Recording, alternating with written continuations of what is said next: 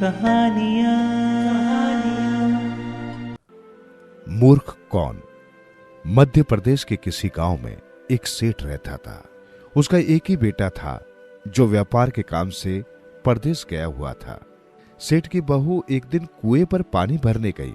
घड़ा जब भर गया तो उसे उठाकर कुएं के मुडेर पर रख दिया और अपना हाथ मुंह धोने लगी। तभी कहीं से 4 राहगीर वहां आ पहुंचे। एक राहगीर बोला, बहन मैं बहुत प्यासा हूं, क्या मुझे पानी पिला दोगे? सेठ की बहू को पानी पिलाने में थोड़ी झिझक महसूस हुई, क्योंकि वो उस समय कम कपड़े पहने हुए थी। उसके पास लोटा या गिलास भी नहीं था जिससे वो पानी पिला देती। इसी कारण वहां उन राहगीरों को पानी पिलाना उसे ठीक नहीं लगा। बहू ने उससे पूछा, आप कौन हैं? राहगीर ने कहा, मैं एक यात्री हूं। बहू बोली, यात्री तो संसार में केवल 2 होते हैं, आप उन दोनों में से कौन हैं?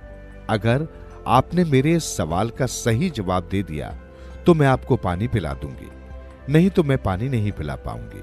बेचारा राहगीर उसकी बात का कोई जवाब नहीं दे पाया। तभी दूसरे राहगीर ने पानी पिलाने की विनती की। बहू ने दूसरे राहगीर से पूछा, अच्छा तो आप बताइए कि आप कौन हैं? दूसरा राहगीर तुरंत बोल उठा, मैं तो एक गरीब आदमी हूं। सेठ की बहू बोली, भैया गरीब तो केवल 2 ही होते हैं, आप उनमें से कौन से हैं? प्रश्न सुनकर दूसरा राहगीर चकरा गया। उसको कोई जवाब नहीं सूझा तो वो चुपचाप हट गया। तीसरा राहगीर बोला, बहन मुझे बहुत प्यास लगी है, ईश्वर के लिए तुम मुझे पानी पिला दो। बहू ने पूछा, अब आप कौन हैं? तीसरा राहगीर बोला, बहन मैं तो एक अनपढ़ गवार हूं। ये सुनकर बहू बोली, अरे भाई अनपढ़ गवार तो इस संसार में बस 2 ही होते हैं, आप उनमें से कौन है? बेचारा तीसरा राहगीर भी कुछ बोल नहीं पाया। अंत में चौथा राहगीर आगे आया और बोला, बहन मेहरबानी करके मुझे पानी पिला दे, प्यासे को पानी पिलाना तो बड़े ही पुण्य का काम होता है। सेठ की बहू बड़ी ही चतुर और होशियार थी। उसने उस चौथे राहगीर से पूछा, आप कौन है? अब राहगीर अपनी खींच छिपाते हुए बोला, मैं तो बहन बड़ा ही मूर्ख हूं। बहू ने कहा, मूर्ख तो संसार में केवल 2 होते हैं, आप उनमें से कौन हैं? वो बेचारा भी उसके प्रश्नों का उत्तर नहीं दे सका। चारों पानी पिए बगैर ही वहां से जाने लगे तो बहू बोली, यहां से थोड़ी ही दूर पर मेरा घर है, आप लोग कृपया वहां चलिए, मैं आप लोगों को पानी पिला दूंगी। चारों राहगीर उसके घर की तरफ चल पड़े। बहू ने इसी बीच पानी का घड़ा उठाया और छोटे रास्ते से अपने घर पहुंच गई। उसने घड़ा वहीं रख दिया और अपने कपड़े ठीक तरह से पहन लिए। इतने में वे चारों राहगीर उसके घर पहुंच गए। बहू ने उन सभी को गुड़ दिया और पानी पिलाया। पानी पीने के बाद वे राहगीर अपनी राह पर चल पड़े। सेठ उस समय घर में एक तरफ बैठा ये सब देख रहा था। उसे बड़ा दुख हुआ। वो सोचने लगा, इसका पति तो व्यापार करने के लिए परदेश गया है और ये जरूर उसकी गैर हाजिरी में पराए मर्दों को घर में बुलाती है, उनके साथ हंसती बोलती है, इसे तो मेरा भी लिहाज नहीं है। ये सब देख अगर मैं चुप रह गया तो आगे इसकी हिम्मत और बढ़ जाएगी। मेरे सामने से किसी से बोलते बतियाते शर्म नहीं आती तो मेरे पीछे न जाने क्या क्या करती होगी। फिर एक बात यह भी है कि बीमारी कोई अपने आप ठीक नहीं होती, उसके लिए वैद्य के पास जाना पड़ता है। क्यों न इसका फैसला राजा पर ही छोड़ दूं। यही सोचता वो सीधा राजा के पास जा पहुंचा और अपनी परेशानी बताई। सेठ की सारी बातें सुनकर राजा ने उसी वक्त बहू को बुलाने के लिए सिपाही भेजे और उनसे कहा, तुरंत सेठ की बहू को राजसभा में उपस्थित किया जाए। राजा के सिपाहियों को अपने घर पर आया देखकर उस सेठ की पत्नी ने अपनी बहू से पूछा, क्या बात है बहू रानी, क्या तुम्हारी कहीं पर किसी से कहा सुनी हो गई थी जो उसकी शिकायत पर राजा ने तुम्हें बुलाने के लिए सिपाही भेज दिए? बहू ने सास की चिंता को दूर करते हुए कहा, नहीं सासू मां, मेरी किसी से कोई कहा सुनी नहीं हुई है, आप जरा भी फिक्र न करें।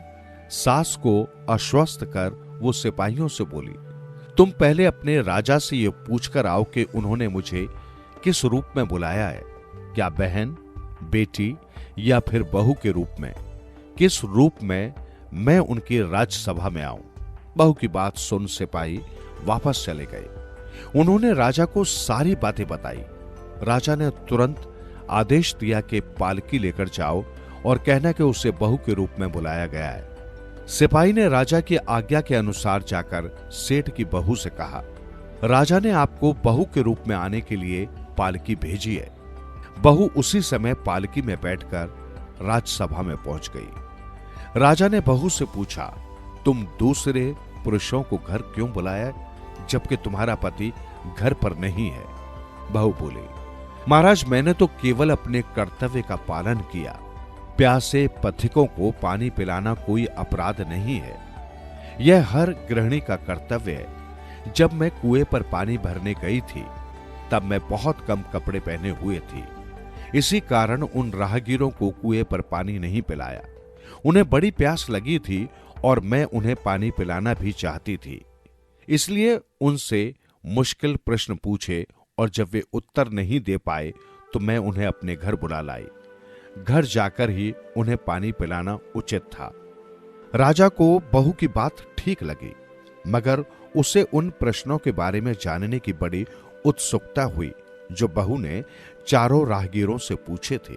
राजा ने सेठ की बहू से कहा, भला मैं भी तो सुनूं कि वे कौन से प्रश्न थे जिनका वे लोग उत्तर नहीं दे पाए। बहू ने तब वे सभी प्रश्न दोहरा दिए। बहू के प्रश्न सुन राजा और सभासद चकित रह गए।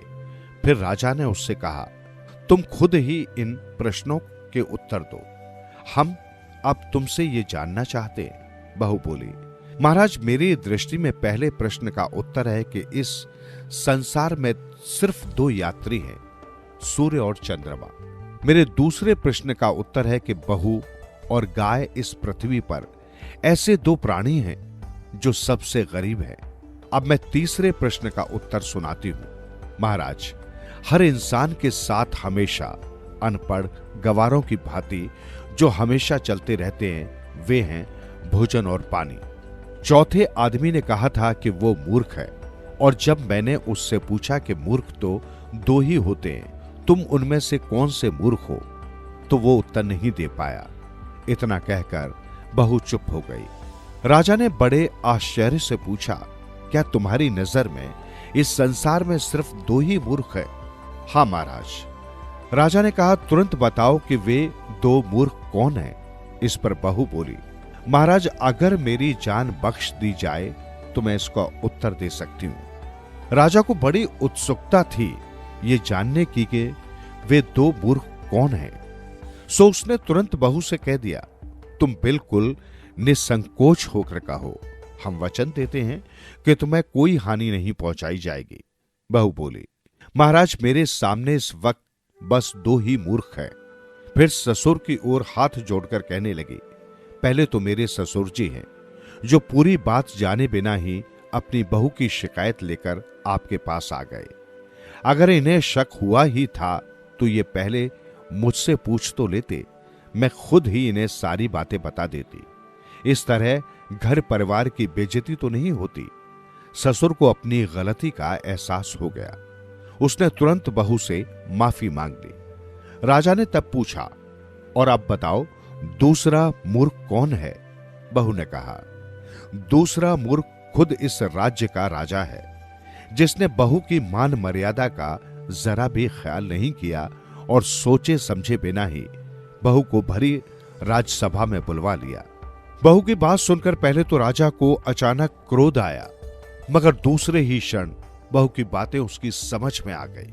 समझ जाने पर राजा ने उसकी चतुराई और समझदारी की सराहना करते हुए उसे ढेर सारे पुरस्कार दिए।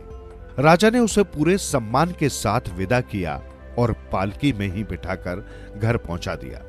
राजा उसके ससुर को भी यह आदेश देना नहीं भूला कि भविष्य में वो बिना सोचे समझे ऐसी हरकत नहीं करे। 100 टके की बात। एक व्यापारी था, उसका एक ही बेटा था। वो अपने बेटे को जी जान से प्यार करता था। एक दिन उसके बेटे ने देश छोड़ परदेश में व्यापार करने की इच्छा पिता को बताई। पहले तो पिता ने उसे समझाया कि अपना देश छोड़ परदेश जाने की जरूरत क्या है, अपना व्यापार ही देखो, लेकिन वो नहीं माना। बेटे की जिद के आगे व्यापारी को झुकना ही पड़ा। वो अपने पिता से 400 स्वर्ण मुद्राएं लेकर घर से निकल पड़ा। वो घूमते हुए एक शहर के बाजार में पहुंचा। वहां पर एक आदमी बैठा हुआ आवाज लगा रहा था, ज्ञान की बातें खरीद लो। ज्ञान की बातें बेचता हुआ आदमी देख व्यापारी के बेटे को बड़ा आश्चर्य हुआ। वो उत्सुकता से उसके पास जा पहुंचा। उसने उस आदमी से पूछा, क्यों भाई, ज्ञान की बातें कितने की हैं? उस आदमी ने कहा, 100 स्वर्ण मुद्रा की एक बात है।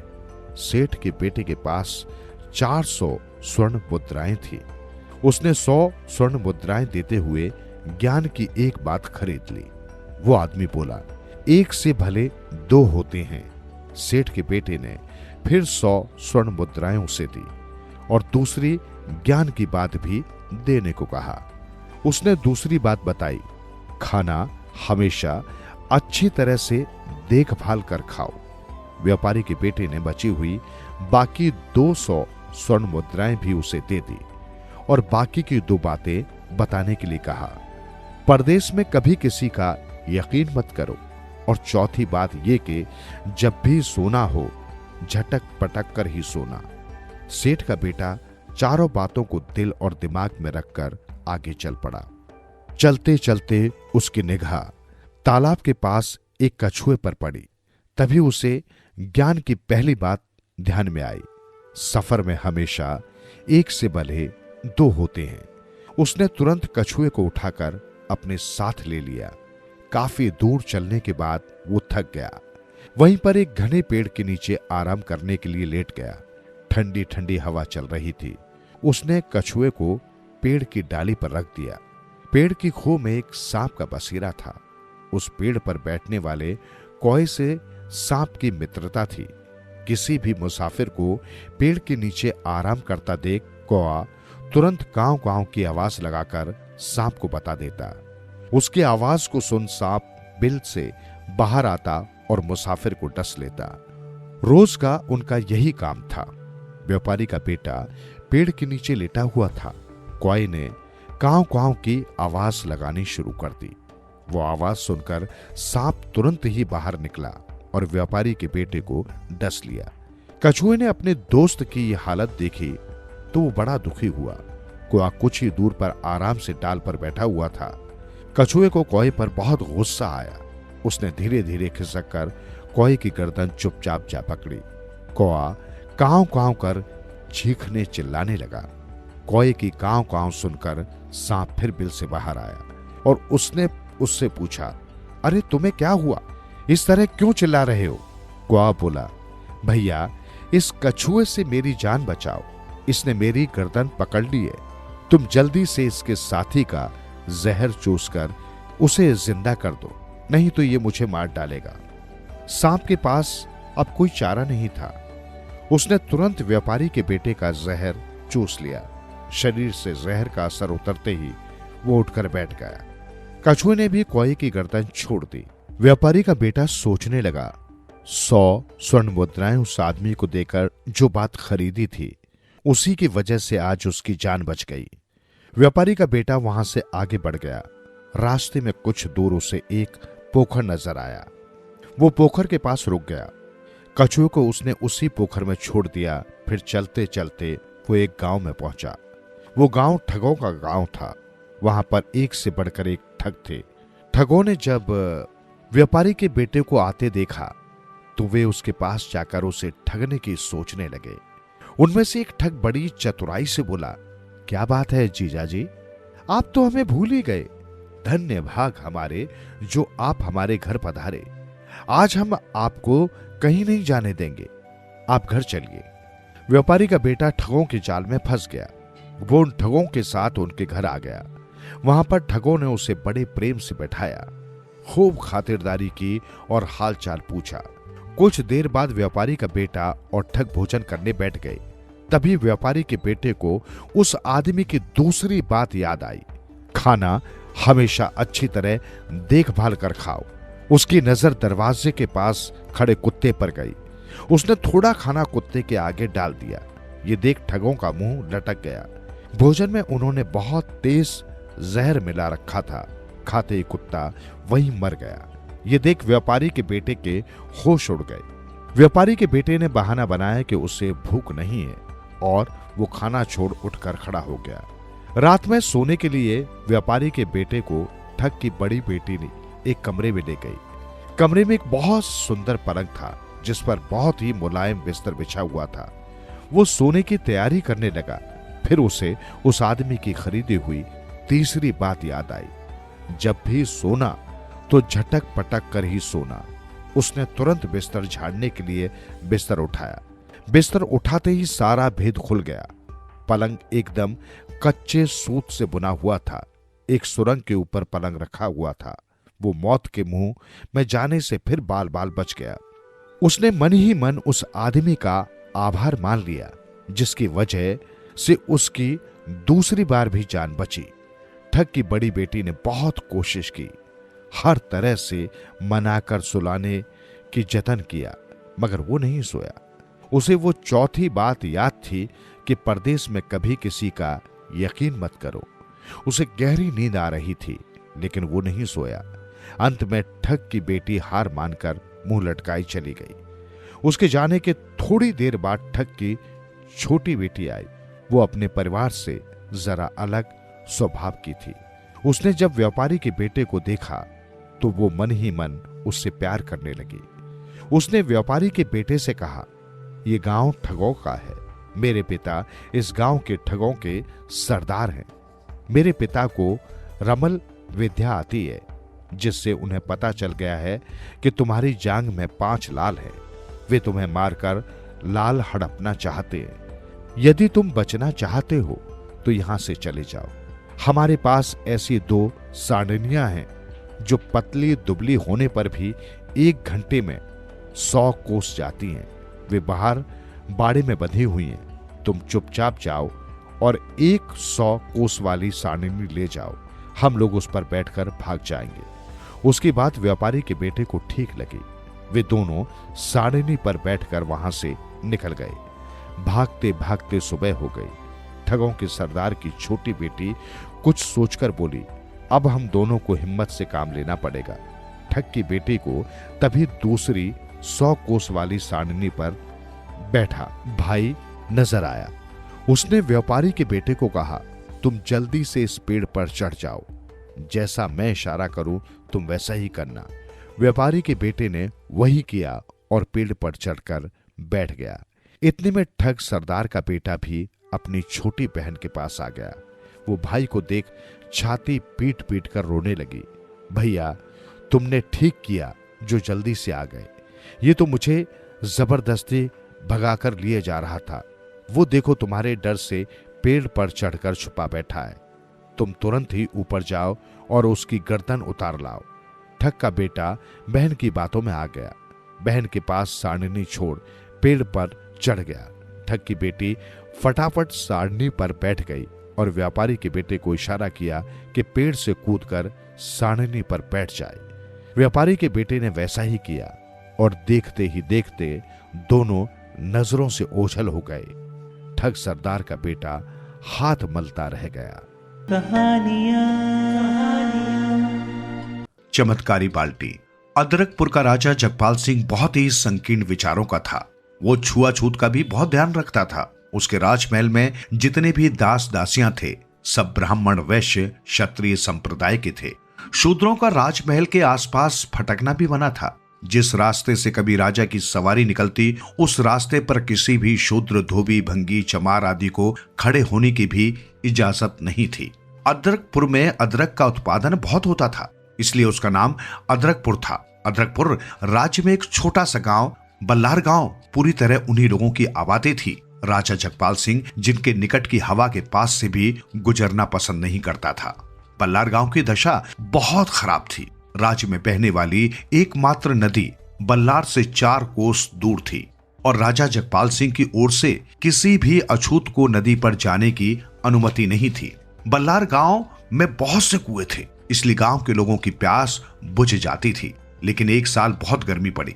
गर्मी के कारण सारे के सारे कुएं सूख गए। बल्लार गांव में त्राही त्राही मच गई। गांव वालों की हिम्मत नहीं थी कि राज आज्ञा के बिना कोसों दूर स्थित नदी से पानी भरकर लाए और अपने परिवार की प्यास बुझाएं। बल्लार गांव में एक गरीब विधवा चंपा अपने पोते के साथ रहती थी। चंपा भगवान शिवशंकर भोलेनाथ की बड़ी भगत थी। स्नान ध्यान के बाद भोलेनाथ को जल चढ़ाए बिना अन्न का एक दाना तक मुंह में नहीं लेती थी, पानी तक नहीं पीती थी। जब बल्लार गांव में पानी के कुएं सूख गए तो एक दिन ऐसा आया कि घर में पानी की एक बूंद न रह गई।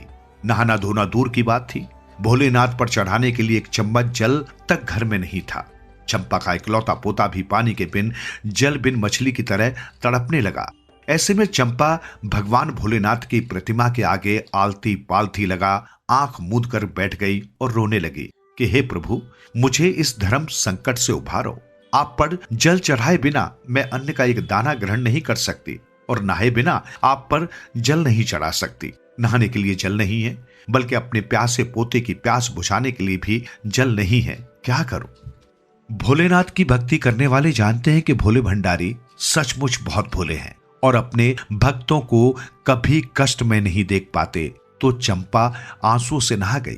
उसके सारे कपड़े आंसू से भीग गए। महादेव प्रकट हो गए और चंपा के सिर पर अपना वरद हस्त रखते हुए बोले, आंखें खोलो चंपा। चंपा ने आंखें खोली और शंकर भगवान को साक्षात अपने सामने देख उनके चरणों में लौट गई। भगवान तो अंतर्यामी हैं। चंपा के कहे बिना ही उसकी सारी व्यथा कथा समझ गए। फिर भी पूछ ही बैठे, तुम्हें क्या दुख है चंपा? हमसे क्या चाहती हो?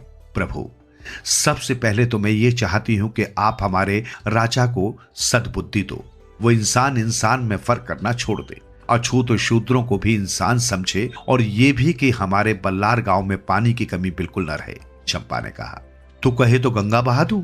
भगवान भोलेनाथ अपना एक हाथ अपनी जटाओं की ओर ले जाते हुए बोले, नहीं नहीं भगवान। चंपा चीखी, मां गंगा के वेग से तो बल्लार में प्रलय आ जाएगी, सब जगह पानी ही पानी हो जाएगा और एक नदी तो यहां से 4 कोस दूरी पर पहले से है।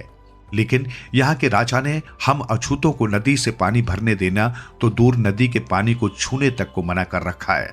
इसका मतलब है तुम्हारे राजा की भी अकल ठिकाने लगानी पड़ेगी। भोले शंकर मुस्कुराए, प्रभु आप तो अंतर्यामी हो, कुछ भी करो, लेकिन ऐसा करो कि सबके संकट दूर हो जाएं और भेदभाव मिट जाए।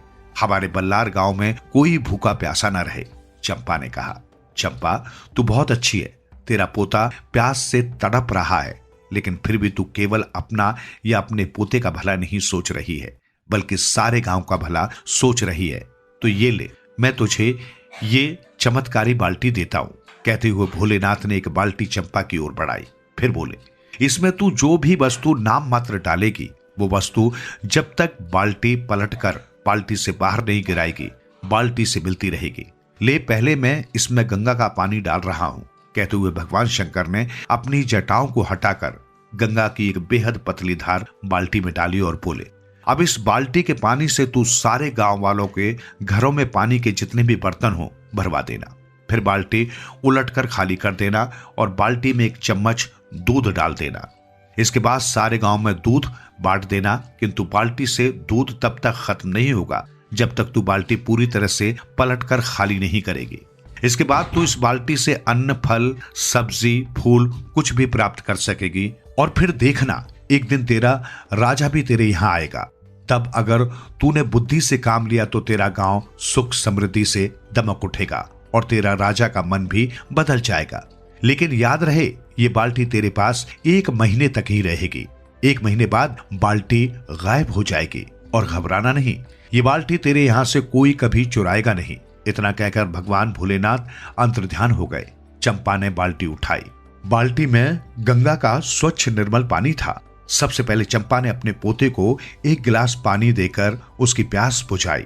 फिर घर के सभी खाली कलशों, मटकों, सुराहियों में पानी भर लिया। इसके बाद घर से बाहर जाकर आवाज लगाई, किसी को पानी चाहिए तो ले लो। थोड़ी देर में ही पानी लेने वालों की भीड़ लग गई।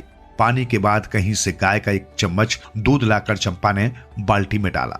फिर पूरे गांव में दूध बांट दिया। इसी प्रकार अनाज, दाल, चावल, सब्जी, फल, मेवे, फूल, किसी भी चीज की बल्लार गांव में कमी नहीं रही। गांव वाला कोई कभी चंपा से पूछता तो वो कहती सब भोलेनाथ की कृपा है, और भोलेनाथ कुछ चाहें और वो न हो ऐसा तो कभी हो ही नहीं सकता। तो भोलेनाथ की इच्छा से एक दिन राजा जगपाल सिंह के दिल में आया कि बहुत दिन हो गए मैं शिकार खेलने नहीं गया, और उसने निर्णय किया कि आज मैं शिकार के लिए निकलता हूं। अपने साथ 50 सैनिकों की एक टुकड़ी लेकर राजा शिकार के लिए निकला। उसने ठान लिया था कि आज एक शिकार तो करना ही है। शेर नहीं मिला तो हिरण, खरगोश, गिलहरी, चिड़िया, कबूतर, किसी का भी शिकार हो, शिकार करना जरूर है। लेकिन अपने घोड़े को जब राजा जगपाल सिंह ने इड़ लगाई, उसका घोड़ा उस रोज इतना तेज दौड़ा कि सभी सैनिक मीलों पीछे छूट गए और घोड़ा जंगल के जंगल पार करके एक खुले समतल मैदान में पहुंच गया। संयोगवश मैदान में कहीं भी कोई ओट नहीं थी और सूरज सीधा सिर पर था। प्रचंड गर्मी के दिन थे। राजा जगपाल सिंह पसीने से तरबतर हो गया। प्यास के मारे उसके गले में कांटे उगने लगे। पानी की तलाश में वो इधर उधर भटकने लगा।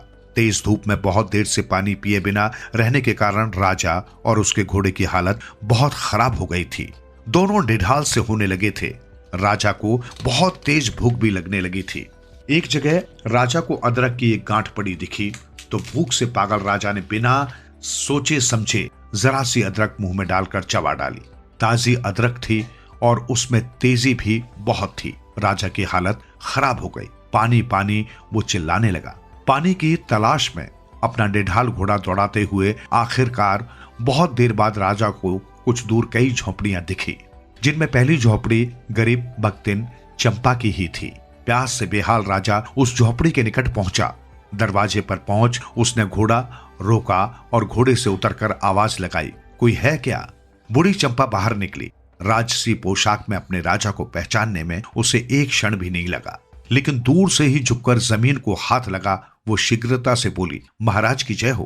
प्रणाम महाराज, मगर जरा दूर ही रहिएगा, मैं एक अछूत विधवा बूढ़ी हूं।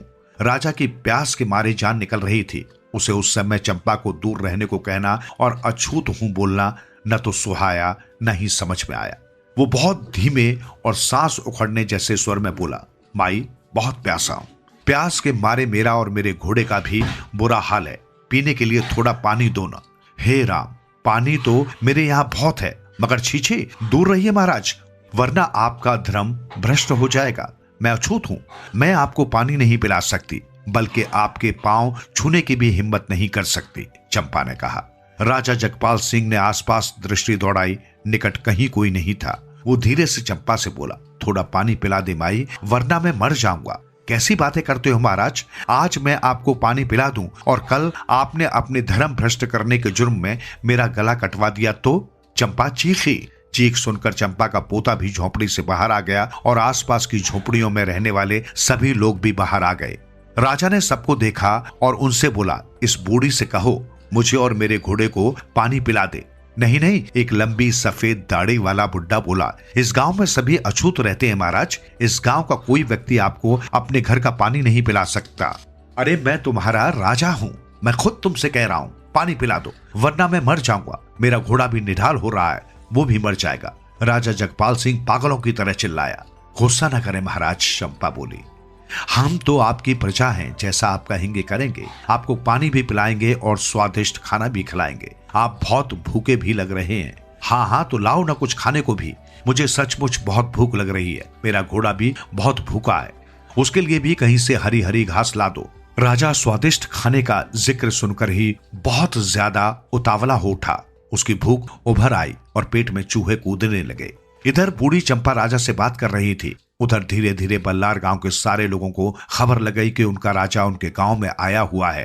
तो लोग चंपा की झोपड़ी के निकट जमा होते चले गए। राजा की दशा देख कई बूढ़े चंपा से कहने लगे, चंपा महाराज को पानी पिला दे, उन्हें कुछ खिला दे। आखिर चंपा ने घर के बाहर एक चारपाई बिछाई और राजा जगपाल सिंह से बोली, महाराज बैठिए, मैं आपके लिए खाना और पानी लेकर आती हूँ। अन्न और जल ग्रहण करने से पहले आपको भगवान भोलेनाथ की कसम खानी होगी कि आज से इंसान और इंसान में कोई फर्क नहीं समझेंगे और किसी भी मनुष्य को अछूत नहीं समझेंगे। मैं भोलेनाथ की कसम खाकर प्रतिज्ञा करता हूं माई, आज से मेरे राज्य में कोई अछूत नहीं कहलाएगा।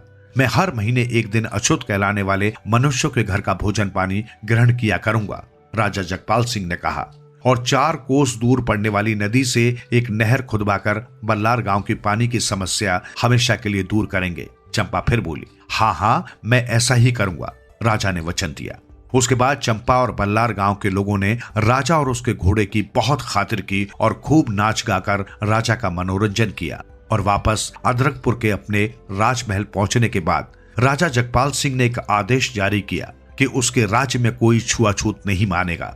मनुष्य मनुष्य में फर्क करने वालों को कड़ा दंड दिया जाएगा। राजा जगपाल सिंह ने बल्लार गांव में कभी पानी की कमी न रहे, इसलिए 4 कोस दूर वाली नदी से बल्लार तक एक नहर भी खुदवा दी। भगवान भोलेनाथ की कृपा से राजा को सद्बुद्धि आ गई तो प्रजा में भी हमेशा राजा जगपाल सिंह की जय जयकार होने लगी। राजा के महल में अब सभी तरह के लोगों को काम मिलने लगा था, क्योंकि अछूत समझे जाने वाले अब अछूत नहीं रह गए थे। फिर एक दिन बूढ़ी चंपा ने भोलेनाथ को याद किया और भोले शंकर प्रकट हुए तो बोली, प्रभु, आपकी चमत्कारी बाल्टी ने वो सब कर दिया जिसके बल्लार गांव को जरूरत थी। अब चमत्कारी बाल्टी बेकार पड़ी है, तो ठीक है, अब इस बाल्टी से किसी और गांव का भला करते हैं। भोलेनाथ बोले और बाल्टी सहित अंतर्ध्यान हो गए। राक्षस का बाप बाकस। एक राजा था, उसका एक राजकुमार बेटा था। रानी हमेशा कहा करती थी, बेटा सब दिशा में जाना लेकिन दक्षिण दिशा में मत जाना। राजकुमार धीरे धीरे बड़ा हो रहा था। पहले तो वो समझ ही नहीं पा रहा था कि रानी माँ बार बार ये बात क्यों कहती है कि सब दिशा में जाना पर दक्षिण दिशा में मत जाना।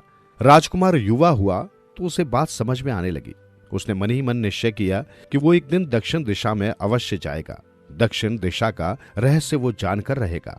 राजकुमार उपयुक्त अवसर की प्रतीक्षा करने लगा। अपनी शिक्षा पूरी होने पर एक दिन उसने रानी माँ से पूछा, क्या मैं दक्षिण दिशा में जा सकता हूँ? लड़के का निश्चय जानकर रानी माँ कांप गई। उसने बेटे को फिर दक्षिण दिशा में जाने से रोका। कहा, तुम अभी छोटे हो, उस बात को नहीं जान पाओगे कि मैं तुम्हें क्यों रोक रही हूँ। अभी तक जो भी राजकुमार दक्षिण दिशा में गया है आज तक लौटकर नहीं आ पाया। तुम हमारे एकमात्र राजकुमार हो, मैं तुम्हें खोना नहीं चाहती बेटा। राजकुमार ने माँ की बात सुनकर कहा, अब तो मैं जरूर जाऊंगा, रहस्य जानकर वापस भी लौटूंगा। माँ, मैं पिताजी से जाने की अनुमति लेने जा रहा हूँ। राजकुमार राजा के पास चला गया। पीछे पीछे रानी भी गई। राजकुमार ने राजा से कहा, पिताजी, मैं दक्षिण दिशा का रहस्य जानना चाहता हूँ। माँ मुझे जाने नहीं देना चाहती। मुझे भरोसा है कि मैं लौटकर अवश्य आऊंगा। आशा है कि आप मुझे जाने की अनुमति अवश्य देंगे। मैं आपका योग्य बेटा हूँ। इतने में रानी ने राजा को टोका, स्वामी, आपको मालूम है दक्षिण दिशा में कितने खतरे हैं। आज तक कोई भी राजकुमार वापस नहीं आया है। मैं अपने लाल को खोना नहीं चाहती। राजा ने दोनों की बात गंभीरता से सुनी, मनन किया, थोड़ी देर रुककर जवाब दिया, रानी, राजकुमार इस उम्र में कुछ करना चाहता है तो उसे करने दो। यदि वो दक्षिण दिशा में जाना चाहता है तो उसे जाने दो। मुझे उस पर विश्वास है। वो मेरा बेटा है। वो अपनी बुद्धिमानी और बहादुरी से जीतकर अवश्य ही लौटकर आएगा। उसके जाने की तैयारी करो। राजकुमार ने कहा, मैं अकेला ही जाऊंगा, मेरे साथ कोई नहीं होगा। राजकुमार ने जाने की स्वयं तैयारी की। एक घोड़ा सुसज्जित किया। उसने घोड़े पर खाने पीने के सामान के साथ कुछ और आवश्यक सामग्री भी रखी। दूसरे दिन सुबह वो राजधानी से दक्षिण दिशा की ओर चल दिया। चलते चलते राजकुमार एक गांव के बाहर पहुंचा। गांव की स्त्रियां कुएं पर पानी भर रही थी। वे राजकुमार को देखकर आपस में बातें करने लगी। लगता तो ये राजकुमार है, कहां जा रहा है? हमें इसकी मदद करनी चाहिए। राजकुमार कुएं के पास पहुंचकर ठहरता है और पीने के लिए पानी मांगता है। एक स्त्री पानी पिलाती है और पूछती है, दिखते तो कोई राजकुमार हो, तुम कहां जा रहे हो? राजकुमार ने कहा, मैं दक्षिण दिशा का रहस्य जानने जा रहा हूं। उन्होंने उसको बाल्टी और रस्सी दी और कहा, आगे तुम्हारे काम आएगी। राजकुमार ने बाल्टी और रस्सी घोड़े पर टांगी और आगे चल दिया। आगे कुछ ग्वालिनें मिली जो काली मटकियों में दूध और दही बेचने जा रही थी। उन्होंने उसे दही की मटकी दी। उसने मटकी भी घोड़े पर टांग ली। आगे एक मजदूर मिला, उसने कुदाली दी। और आगे एक किसान मिला, उसने हल दे दिया। एक भेड़ चराने वाला मिला, उसने भेड़ दे दी। मोट वाले किसान ने मोट दे दी। सबसे अंत में एक ढोली मिला, उसने भी राजकुमार को ढोल दे दिया। उसने ढोल भी घोड़े पर लटका लिया और आगे चल दिया। कोस दर कोस राजकुमार चलता चला गया। सुनसान और बियाबान जंगल में पहुंच गया, जहां न चिड़ी न चिड़ी का बच्चा था, पक्षी तक के पर नहीं, केवल सरसराती हवा, सूखे पत्तों की चरमर चरमर। राजकुमार के भी सांस लेने की आवाज आ रही थी। राजकुमार चला जा रहा था। ऐसा लगता था जैसे बियाबान कभी खत्म नहीं होगा। शाम हो रही थी। राजकुमार एक छायादार पेड़ के नीचे थोड़ा विश्राम करने लगा। उसने घोड़ा बांधा और जमीन पर दरी बिछाकर लेट गया। पड़ते ही राजकुमार की आंख लग गई। थकान जो थी। उधर से 4 कन्याएं निकली। उन्होंने देखा कोई नौजवान पेड़ के नीचे गहरी नींद में सोया है। पास में उसका घोड़ा बंधा है। एक ने कहा, कोई यात्री है, रास्ता भटक गया है। दूसरी ने कहा, आगे खतरा है, इसे जगाकर बता देना चाहिए। तीसरी ने कहा, मुझे तो ये कोई राजकुमार लग रहा है। सबसे छोटी ने कहा, इसे अपने साथ ले चलना चाहिए।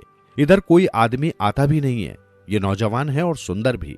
एक बोली, इसे जगाया कैसे जाए। दूसरी ने कहा, मेरे पास चंपा चमेली के फूल हैं, छिपकर मारती हूं। उसने ऐसा ही किया और फूलों की मार से राजकुमार की नींद टूट गई।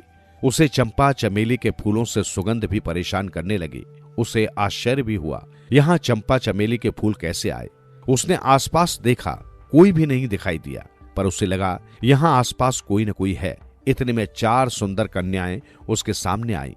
कन्याओं को देखकर वो खड़ा हो गया। वे उसे देखकर आपस में हंसने लगी। हंसता देखकर उसने पूछा, आप चारों हंस क्यों रही हो? आप कौन हैं? एक ने कहा, सूरत से तो राजकुमार लग रहे हो। दूसरे ने कहा, शायद तुमको अपनी जान प्यारी नहीं है। तीसरी ने कहा, लगता है ये मुसीबत में है। चौथी ने कहा, ये कितना सुंदर और बलिष्ठ है, इसे घर ले चलना चाहिए। आप लोगों ने ठीक पहचाना, मैं एक राजकुमार हूँ, दक्षिण दिशा का रहस्य जानने आया हूँ।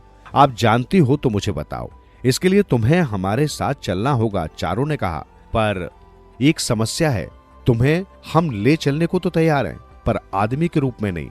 हम तुम्हें मोम की मक्खी बनाकर लेकर चल सकते हैं, कारण बाद में बताएंगे, तुमको खुद मालूम पड़ जाएगा।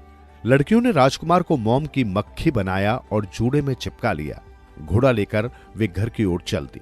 चलते चलते वे घर क्या, बड़े महल के दरवाजे के सामने पहुंची। दरवाजा अपने आप खुल गया। घोड़े को महल के घुड़साल में बांध दिया।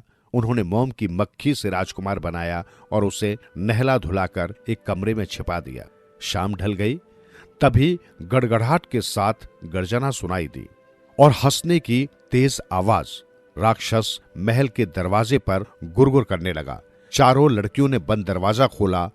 आगवनी की। राक्षस फिर गरजा, यहां मनुष्यगंध आ रही है, मनुष्यगंध। आज मनुष्य खाकर पेट पूजा करूंगा। राक्षस ने फिर जोर से हंसना शुरू किया। पूरा महल अट्टहास से भर गया। राक्षस की हंसी की गूंज बहुत देर तक सुनाई देती रही। लड़कियों ने कहा, पिताजी, यहां मनुष्य कैसे आ सकता है? वहम है, वहम।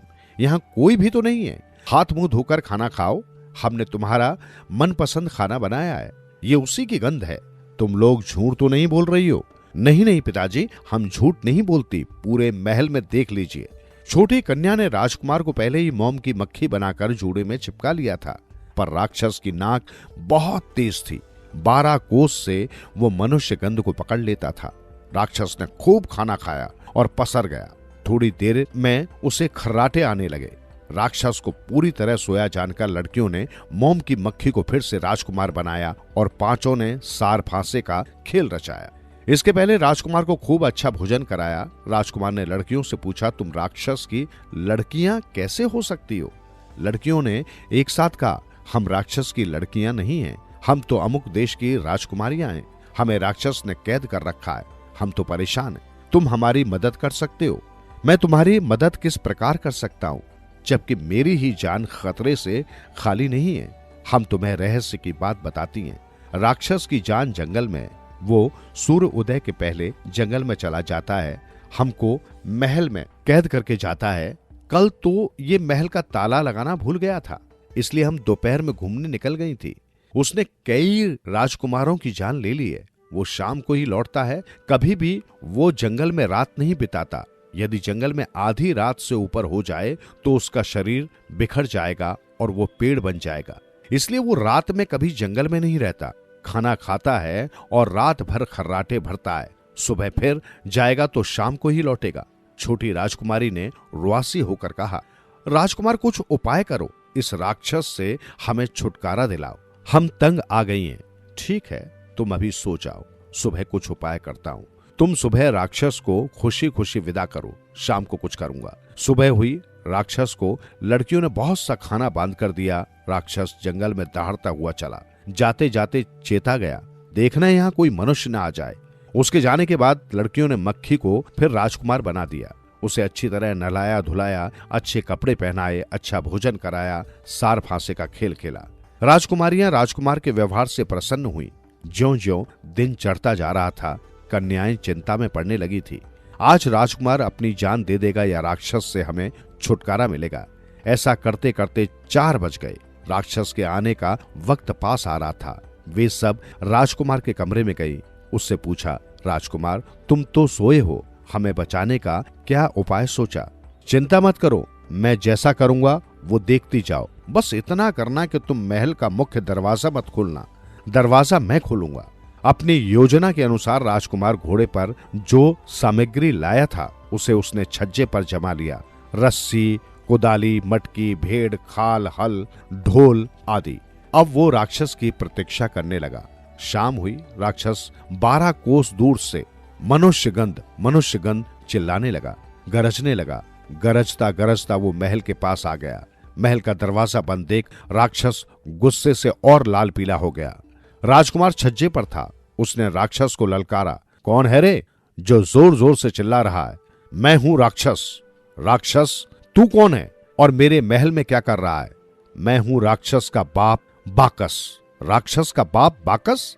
अच्छा, तू राक्षस का बाप बाकस है? हाँ हूं। यदि तू असली राक्षस है तो अपना परिचय दे, अपने बाल बता। अच्छा, तू मेरे बाल देखना चाहता है? राक्षस ने सिर का एक लंबा बाल तोड़कर उसके सामने फेंका। बाल होगा कोई 5-6 फीट का। अब तू अपना बाल बता। ठीक है, संभल, मैं अपना बाल फेंकता हूं। उसने बाल्टी की रस्सी जो छज्जे से फेंकी तो वो लगभग 30-40 फीट तक फैल गई। ये देखकर राक्षस थोड़ा डर गया। उसका बाल इतना बड़ा है तो ये राक्षस कितना बड़ा होगा? अगर तू राक्षस है तो दांत फेंक कर दिखा। राजकुमार ने फिर ललकारा। राक्षस ने अपना एक दांत फेंका। उसका दांत अधिक से अधिक 8-10 इंच का निकला। राजकुमार ने देखा और बोला, बस इतना सा दांत, अब मेरा दांत ले। उसने कुदाली उठाकर नीचे फेंकी तो वो लगभग आधा फीट जमीन में गड़ गई। राक्षस डर गया। अरे बाप रे, इतना बड़ा दांत, तो राक्षस कितना बड़ा होगा? राजकुमार ने उसे फिर ललकारा, तू अपनी खकार थूक। राक्षस ने अपनी खकार थूकी। ज्यादा से ज्यादा वो 1 फीट के दायरे में फैल गई। राजकुमार ने कहा, ले मेरी खकार। उसने दही की काली मटकी को ऊपर से फेंका तो सारा दही 4-5 फीट के दायरे में फैल गया और मटकी फूटने की धम से जोर की आवाज आई। राक्षस लगभग डर सा गया। वो पीछे हटने लगा। राजकुमार ने गर्जना की, डरपोक, पीछे पैर हटा रहा है? राक्षस का बच्चा है तो अपनी खाल का एक टुकड़ा फेंक। उसने अपनी जांघ से थोड़ी सी खाल निकाली और सामने फेंकी। वो ज्यादा से ज्यादा 1-1.5 फीट की होगी। राजकुमार ने चमड़े की मोट ही भर करके फेंकी। वो खाल कम से कम 5-6 फीट लंबी चौड़ी थी।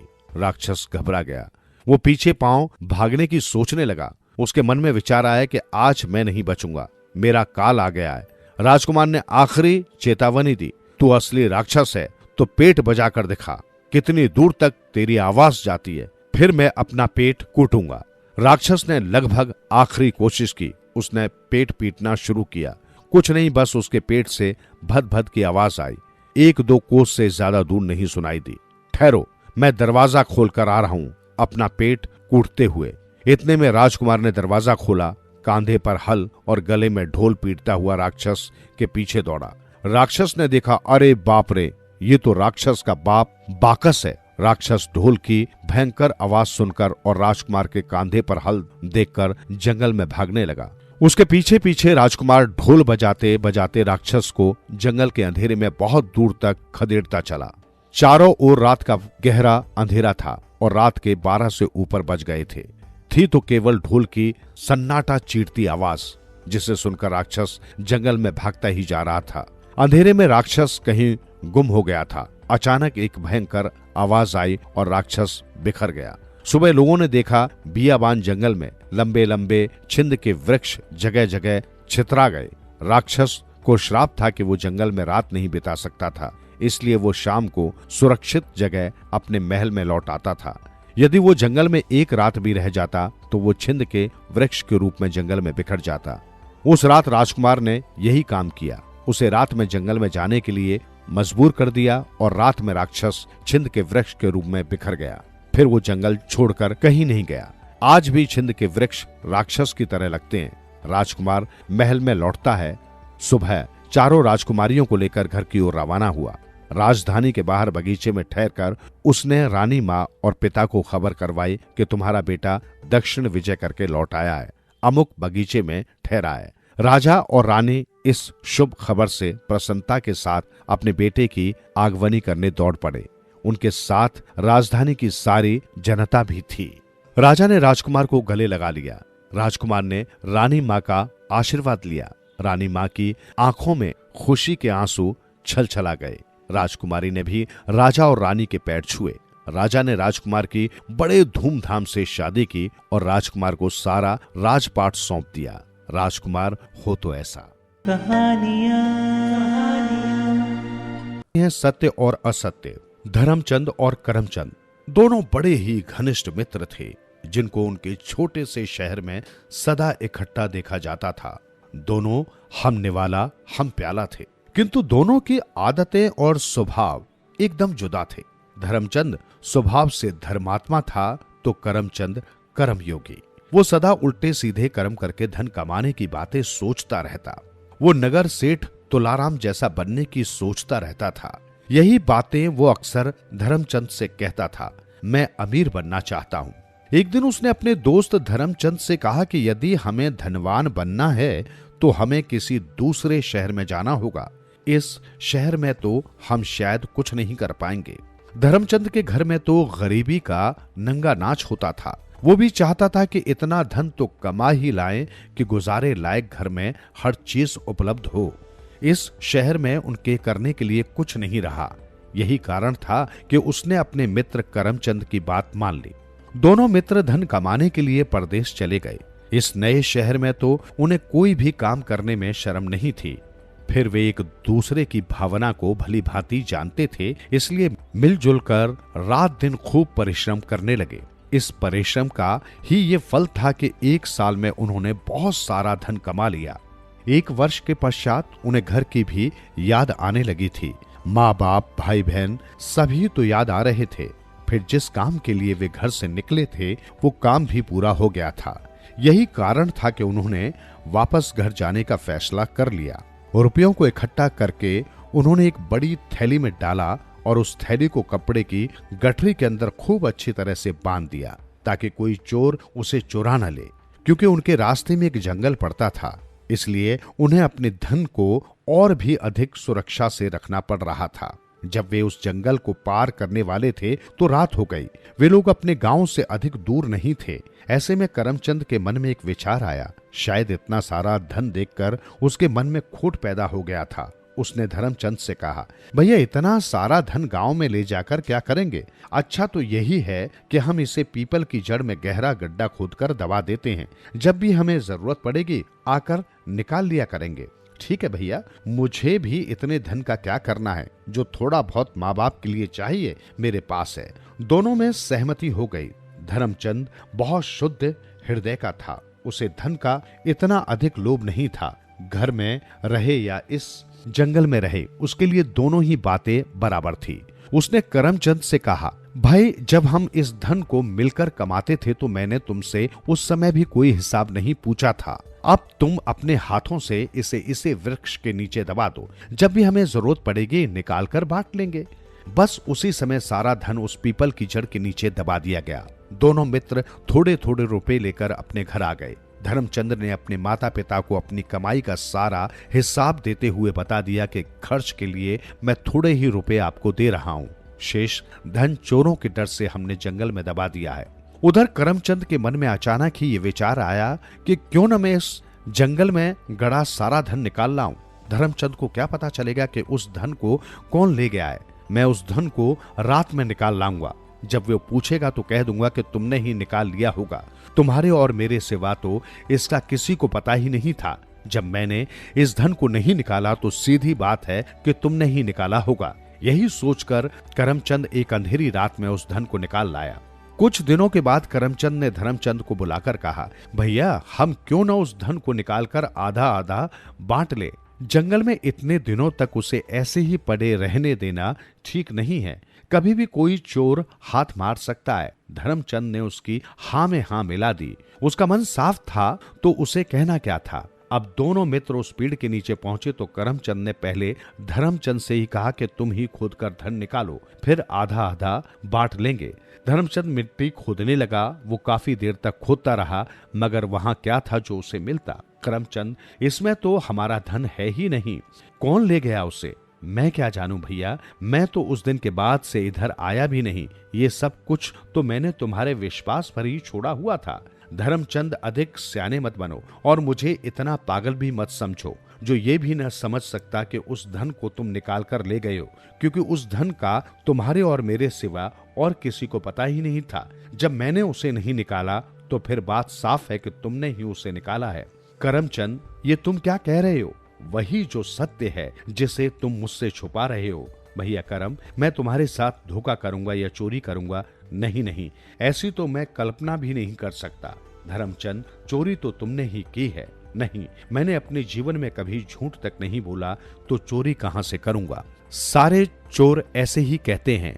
अब इसका फैसला तो राजा के सामने ही होगा। मैं तुम्हें इतनी आसानी से धन नहीं हड़पने दूंगा। धर्मचंद, क्रोध से भरा करमचंद राजा के पास चला गया और नकली आंसू बहाता हुआ बोला, मैं तो लुट गया महाराज, बर्बाद हो गया। मेरी जिंदगी भर की कमाई मेरा ही मित्र चोरी करके अपने घर ले गया। राजा ने पूरी बात सुनकर उसी समय सैनिकों को बुलाकर कहा कि जाओ धर्मचंद को पकड़ कर लाओ।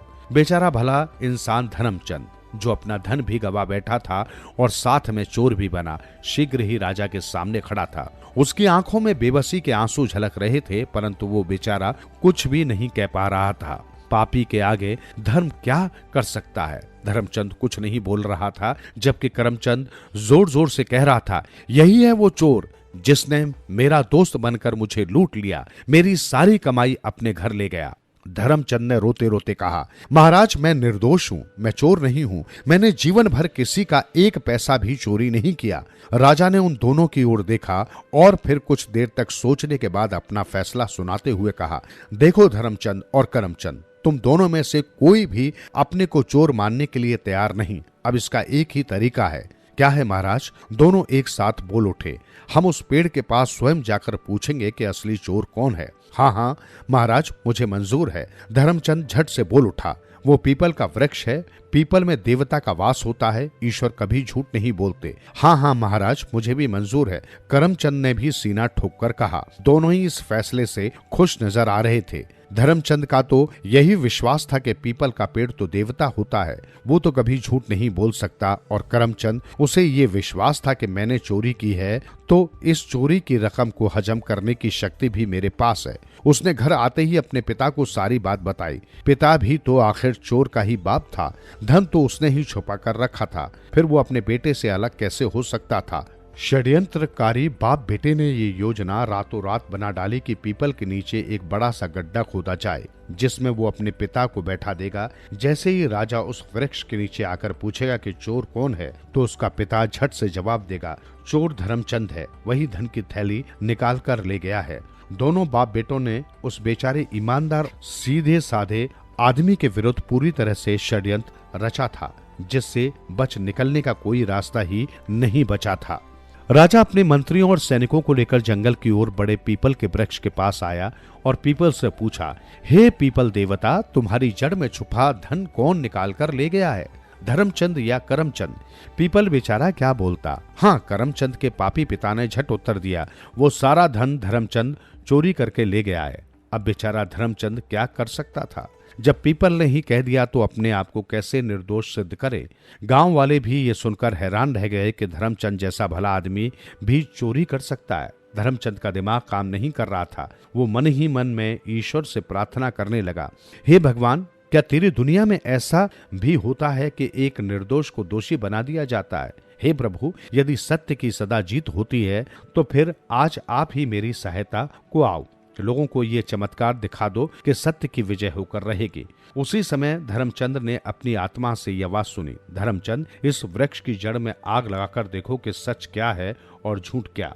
उसी समय धर्मचंद ने आसपास से सूखी लकड़ियां इकट्ठी करके पेड़ की जड़ में रख दी। फिर उसमें आग लगाने की तैयारी करने लगा तो करमचंद ने चिल्लाकर कहा, अरे ओ मूर्ख, ये तू क्या करने जा रहा है? पीपल देवता को आग लगा रहा है? ये तो महापाप है। जो पीपल झूठ बोले उसे मैं देवता नहीं समझता, इसलिए इस पीपल की अग्नि परीक्षा भी लेनी जरूरी हो गई है। तभी करमचंद फिर जोर से चिल्लाते हुए राजा की ओर मुंह करके बोला, महाराज, इस पापी चोर को रोको, पीपल में आग लगाना तो महापाप है। इससे पहले कि राजा कुछ बोलता, धर्मचंद उन लकड़ियों को आग लगा चुका था। सब लोग आश्चर्य से उसकी ओर देख रहे थे। पीपल की जड़ में आग लग गई, सूखी लकड़ियां धूं धूं कर जल उठी। उसी समय आग में से करमचंद के दुष्ट बाप की चीखने की आवाज आने लगी, बचाओ बचाओ, मैं मरा। राजा ने सैनिकों से कहा, इस आदमी को बाहर निकालो। इस आग में से एक अधचले आदमी को बाहर निकाला गया। गांव वालों ने झट से उस आदमी को पहचान लिया। अरे दीपचंद, तुम इस आग में? सबके मुंह खुले के खुले रह गए। मगर ये सब क्या है दीपचंद, तुम आग में क्यों जले? अधजले दीपचंद ने अपने पापी बेटे की सारी कहानी सुना दी। राजा ने उसी समय आदेश दिया कि इस पापी झूठे करमचंद को इसी वृक्ष पर ही फांसी पर लटका दो और ये सारा धन धर्मचंद को दे दिया जाए। साथ ही चोर का साथ देने वाले इसके पिता को जीवन भर के लिए कारागार में डाल दिया जाए। अमृत फल। एक था सेठ, उसकी पत्नी पहले ही मर चुकी थी। एक बार सेठ इतना बीमार पड़ा कि उसके बचने की कोई आशा नहीं रही। उसने अपने मित्र को बुलाया और अपने इकलौते बेटे का हाथ उसके हाथ में थामते हुए अपने प्राण त्याग दिए। मित्र ने अपने स्वर्गीय मित्र के बेटे का पालन पोषण बड़े लाड़ प्यार से किया। उसे पढ़ा लिखा कर व्यापार भी सिखा दिया। सेठ का बेटा भली प्रकार व्यापार सीख गया। सेठ के मित्र ने उसका विवाह एक भले घर की कन्या से कर दिया तथा उसे कहा, बेटा, अब तुम सब प्रकार से योग्य हो चुके हो। तुम जाकर अपने घर गृहस्थी व पिता की संपत्ति को संभालो। वो नववधू के साथ अपने घर चला गया। घर में उसके पिता की खूब धन संपत्ति थी। वे दोनों आनंद पूर्वक उसका उपभोग करने लगे। उसे वहां रहते काफी समय बीत गया तो एक दिन अपनी पत्नी से कहा, मेरा मन कहता है कि मैं कहीं बाहर जाकर व्यापार करूं। पत्नी ने कहा, आपके पास सब घर में अथाह संपत्ति है तो फिर बाहर जाने की क्या आवश्यकता है? परंतु वो और उद्योग करना चाहता था, अतः अन्यंत्र व्यापार करने चला गया। चलते चलते वो एक रियासत में पहुंच गया। उसने वहां जाकर वजीर के पास नौकरी कर ली। राजा का वजीर सेठ के बेटे के स्वभाव व गुणों को देखकर इतना प्रभावित हुआ कि उसने इसे अपना बेटा बना लिया। मंत्री के अपनी कोई संतान न थी। सेठ का बेटा मंत्री के साथ रहकर उसके मंत्री पद का काम भी सीखने लगा। दरबार में हीरे और जवाहरात बिकने आते थे, जिनकी पहचान मंत्री को करनी पड़ती थी। एक बार राजा के दरबार में लाल बिकने के लिए आए।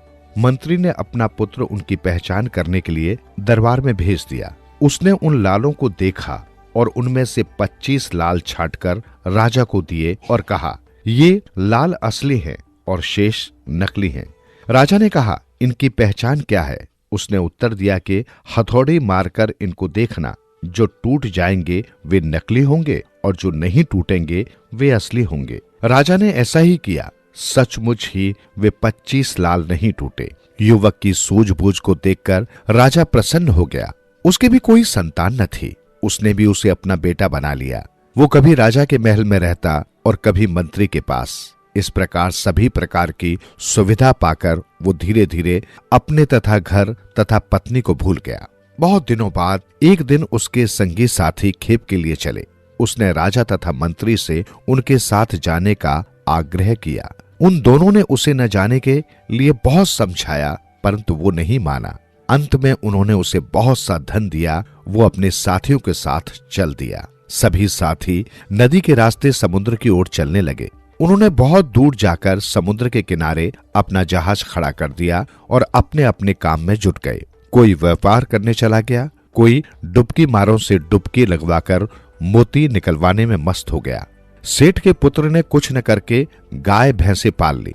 वो प्रतिदिन खीर बनाता और समुद्र के किनारे गिरा देता। समुद्र के जीव जंतु आते और खीर को खा जाते तथा समुद्र से निकाले हीरे मोती वो उगल जाते। वो उन हीरे मोती और लालों को उठाकर गाय भैंसों के गोबर में मिलाकर उनके उपले बना देता। उसको उपले बनाते देखकर अन्य साथी उसका उपहास उड़ाते और कहते कि राजा का बेटा और इसके काम देखो।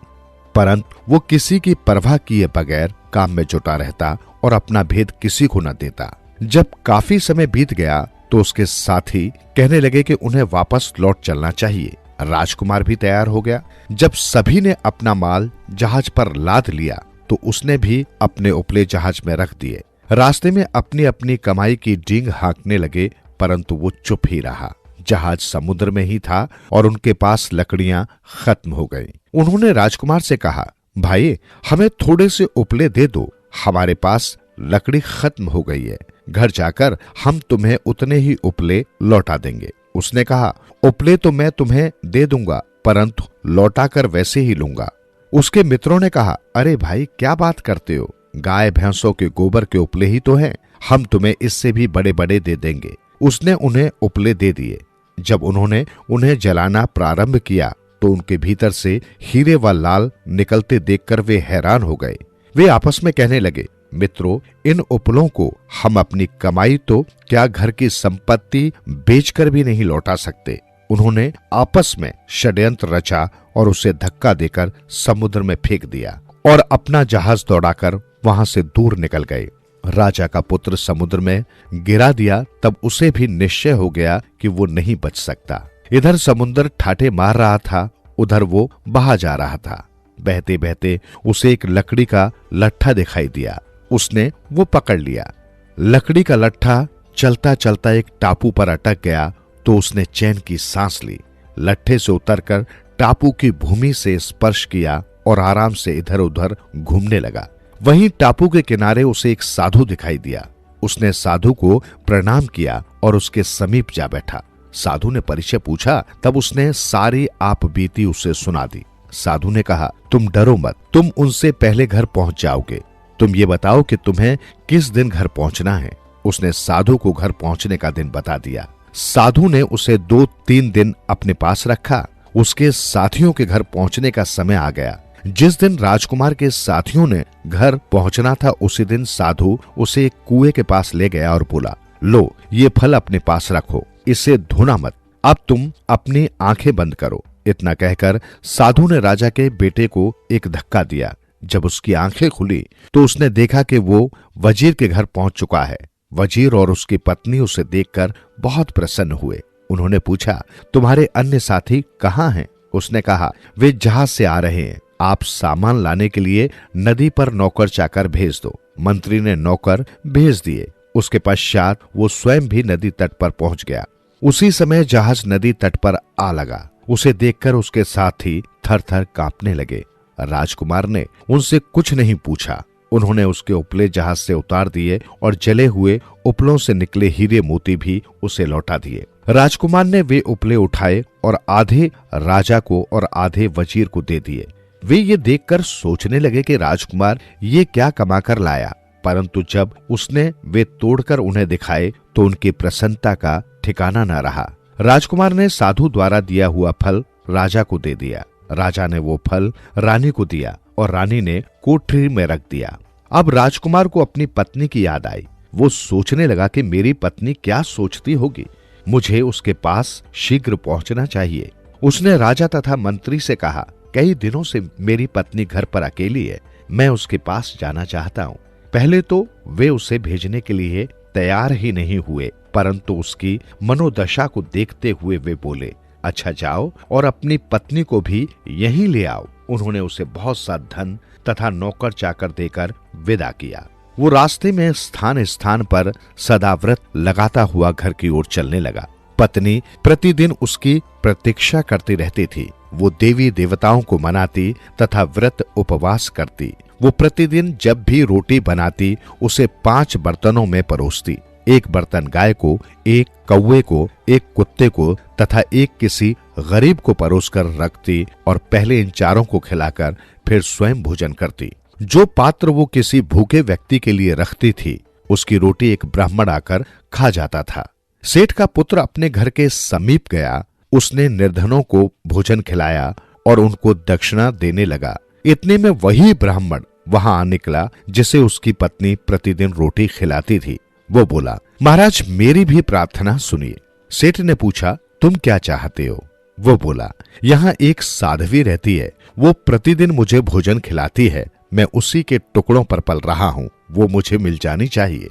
सेठ के पुत्र ने कहा, कोई बात नहीं, वो तुम्हें मिल जाएगी। ब्राह्मण प्रसन्न हो गया और वहां से लौट गया। आखिर वो घर पहुंच गया। पत्नी उसे देखकर बहुत प्रसन्न हुई, उसके पास बैठकर अपना गिला शिकवा भी किया। पति को घर लौटा जानकर वो फूली न समा रही थी। दूसरे दिन उसने अपनी पत्नी से कहा, मेरे धर्म के माता पिता वहां मेरी प्रतीक्षा कर रहे हैं, मैं तुम्हें लेने आया हूं, तुम मेरे साथ चलो। ये सुनकर वो भी उसके साथ चलने को तैयार हो गई। जब वे चलने को तैयार हुए तो ब्राह्मण वहां आ निकला। उसने जब उन दोनों को देखा तो वो सेठ के पुत्र से बोला, महाराज आप तो जा रहे हो, परंतु आपके दिए वचन का क्या हुआ? उसने कहा, हाँ बताओ, वो साध्वी कहाँ है? महाराज उसे तो आप अपने साथ ले जा रहे हो, वो साध्वी यही है क्या? सेठ ने पूछा। इस बात को सुनकर सेठ के पुत्र ने कहा, यदि यही है तो तुम इसे अपने साथ ले जाओ। इस बात को सुनकर उसकी पत्नी उसके पांव पर गिर पड़ी और बोली, आपने ये क्या किया? इस पर सेठ ने कहा, मैं अब वचन दे चुका हूँ, अब तो तुम्हें इसी के साथ जाना पड़ेगा, मैं अपने वचनों से नहीं टल सकता। पत्नी उसके पांव पर गिरकर रोती हुई बोली, अच्छा तुम एक काम करो, तुम भी हमारे साथ चलो, आगे 2 रास्ते आएंगे, वहीं से हम बिछुड़ जाएंगे। वे तीनों चल दिए, पीछे पीछे नौकर चाकर भी चल पड़े। जब 2 रास्ते आए, एक पर सेठ तथा एक पर ब्राह्मण को जाना था। वहां पहुंचकर सेठ की पत्नी ने सेठ के पांव छुए तथा अपने प्राण त्याग दिए। तब ब्राह्मण ने देखा कि सेठ की पत्नी चल बसी तो वो वहां से भाग गया। सेठ ने उसका दाह संस्कार किया और अपने नौकर चाकरों सहित आगे बढ़ गया। सेठ के बेटे ने जो फल राजा को दिया था, रानी ने कोठरी में रखा था, वहां से गिरकर कूड़े में जा गिरा। आंगन में झाड़ू लगाने वाली बुढ़िया ने उस फल को धोया और खा लिया। फल खाते ही वो सुंदर नव युवती बन गई। घर जाकर जब वो अपने बहू बेटों पर रौब जमाने लगी, तब उन्होंने उसे खूब मारा। वे कहने लगे, कल की छोकरी हमारी माँ बनकर हम पर रौब जमाने आ गई है। बुढ़िया कहती, ना बच्चा ना, मैं तुम्हारी माँ हूँ, पता नहीं मुझे आप क्यों नहीं पहचान रहे हो। परंतु उसके बेटे न माने। वे उसे पकड़कर राजा के पास ले गए और कहने लगे, महाराज इस छोकरी ने न मालूम हमारी माँ को कहाँ छिपा दिया और स्वयं हमारी माँ बनकर हम पर रौब डाल रही है। वो बोली, मैं इनकी माँ ही हूँ, मुझे आपके बेहड़े के कूड़े में एक फल मिला था, मैंने उसे धोकर खा लिया और मेरी ये दशा हो गई। अब मेरे लड़के मुझे पहचान ही नहीं रहे हैं। राजा ने जब फल का कमाल सुना और बुढ़िया के स्थान पर एक नव युवती को देखा तो उसने अपनी रानी से पूछा, रानी मैंने जो फल तुम्हें रखने को दिया था वो कहाँ है?